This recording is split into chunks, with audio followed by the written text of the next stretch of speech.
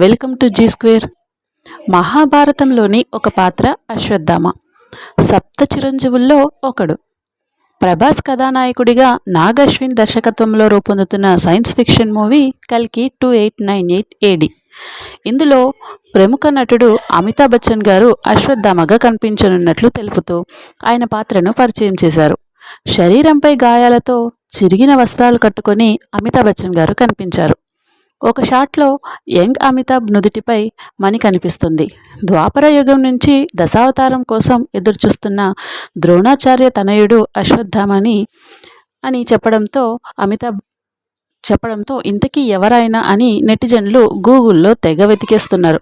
అసలు ఆ పాత్ర ఏంటి, అతడి శరీరంపై గాయాలు, నుదిటిపై మణి కథేంటి, శ్రీకృష్ణుడు అతనికి ఇచ్చిన శాపం ఏంటి అంటూ అందరూ గూగుల్లో తెగ సెర్చ్ చేస్తున్నారట.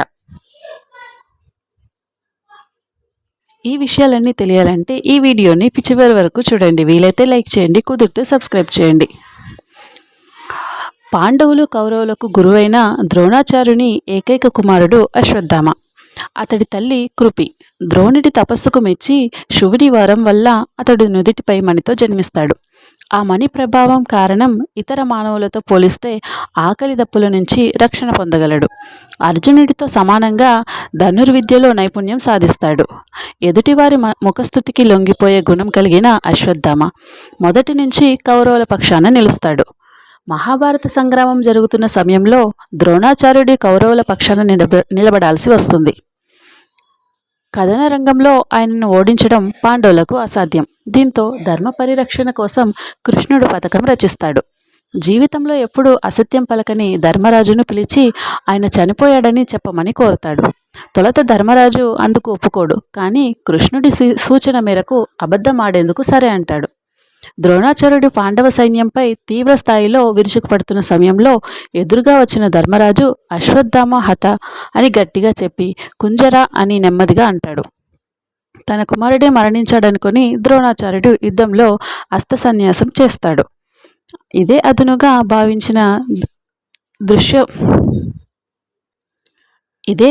భావించిన దుష్టద్యుమ్నుడు ద్రోణాచార్యుడిని చంపేస్తాడు. ఆ తర్వాత జరిగిన యుద్ధంలో కర్ణ, దుర్యోధనులు ఇతర కౌరవ సైన్యాన్ని మట్టుపెట్టి మహాభారత యుద్ధంలో పాండవులు విజయం సాధిస్తారు. తండ్రి మరణంపై స్నేహితులైన కౌరవులు నశించడం సహించలేకపోయిన అశ్వత్థామ తీవ్ర కోపంతో రగిలిపోతాడు. పాండవులను ఎలాగైనా అంతం చేస్తానని దుర్యోధనుని మరణానికి ముందు అతడికి మాటిస్తాడు. శివుని అనుగ్రహంతో వరం పొంది ద్రౌపది పుత్రులైన 5 ఉప పాండవులను చంపేస్తాడు. ఇది తెలుసుకున్న శ్రీకృష్ణుడు పాండవులు అతడిని వెంబడిస్తారు. గురుపుత్రుడన్న కారణంగా చంపకుండా వదిలేస్తారు.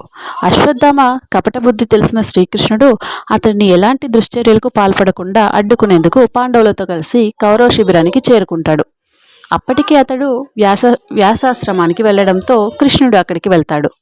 కృష్ణుడితో కలిసి వ్యాసాశ్రమానికి వచ్చిన పాండవులను చూసి అశ్వత్థామ క్రౌరంతో రగిలిపోతాడు. కోపంలో విచక్షణ కోల్పోయి తన తండ్రి అనుగ్రహించిన బ్రహ్మ శిరోనామకాస్త్రాన్ని అపాండవీయం అవగాక అని ప్రయోగిస్తాడు. ఆ అస్త్రశక్తి వల్ల భూమి మీద ఉన్న పాండవులు, వారి సంతతి మొత్తం నాశనమయ్యే ప్రమాదం ఉంది. కానీ దాన్ని అడ్డుకోమని అర్జునుడిని ఆదేశిస్తాడు శ్రీకృష్ణుడు. బ్రహ్మ శిరోనామకాస్త్రాన్ని అడ్డుకోవాలంటే అదే అస్త్రాన్ని ప్రయోగించాలి. అర్జునుడి తపోశక్తి వల్ల అప్పటికే ఆ అస్త్రాన్ని పొంది ఉండటంతో పాండవులకు క్షేమం చేకూరుగాక అని మరోవైపు నుంచి అస్త్రాన్ని ప్రయోగిస్తాడు. 2 బ్రహ్మ శిరోనామకాస్త్రాలు ఢీకొంటే ప్రళయమై భూమండలమంతా సర్వనాశనమైపోతుంది. వెంటనే ఈ ఉపద్రవాన్ని గ్రహించిన వ్యాస మహర్షి నారదుడు పరుగున వచ్చి అస్త్రాన్ని ఉపసంహరించుకోవాల్సిందిగా అర్జునుడిని కోరుతారు. పెద్దల సూచన మేరకు అర్జునుడు తన అస్త్రాన్ని వెనక్కి తీసుకుంటాడు. మరి అశ్వత్థామ ప్రయోగించిన అస్త్రం మాటేమిటి గురువార్య అని వ్యాసుడిని అర్జునుడు అడగ్గా, అస్త్రాన్ని ఉపసంహరించు, పాండవులు నిన్ను ఏమి చేయరు అని అశ్వత్థామకు వ్యాసుడు సూచిస్తాడు. వ్యాసుడి మాటకు గౌరవమిస్తున్నట్లు నటిస్తూనే పాండవేయ రాగ గర్భాల నశించుగాక అని అతడు తన అస్త్రాన్ని దిశ మారుస్తాడు. దాని ప్రకారం పాండవుల భార్యలు, కోడళ్ళు గర్భాలను ఆ అస్త్రం విచ్ఛిన్నం చేస్తుంది. అప్పుడు ఉత్తర ఒక్కతే గర్భంతో ఉండటంతో ఆమె గర్భం విచ్ఛిన్నమవుతుంది. అశ్వత్థామ కుటిల బుద్ధికి కోపోద్రిక్తుడైన శ్రీకృష్ణుడు అతడి తలపై ఉన్న సహజమణిని తీసి శపిస్తాడు.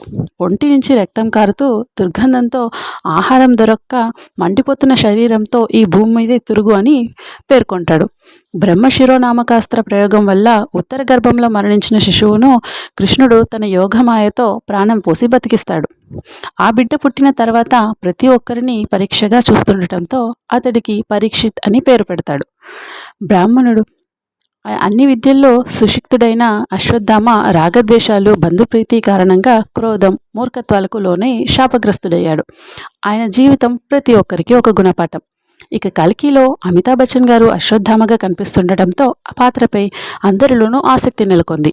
ద్వాపర యుగం నుంచి అశ్వత్థామ ఎందుకు శ్రీ మహావిష్ణు 10వ అవతారం కోసం ఎదురుచూస్తున్నాడు?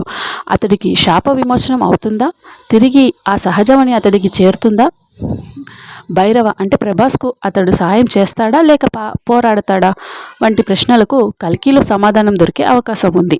ఇక ఈ చిత్రంలో దీపికా పదుకొనే, కమల్ హాసన్, దిశా పటాని, రాజేంద్ర ప్రసాద్ తదితరులు కీలక పాత్రలు పోషిస్తున్నారు.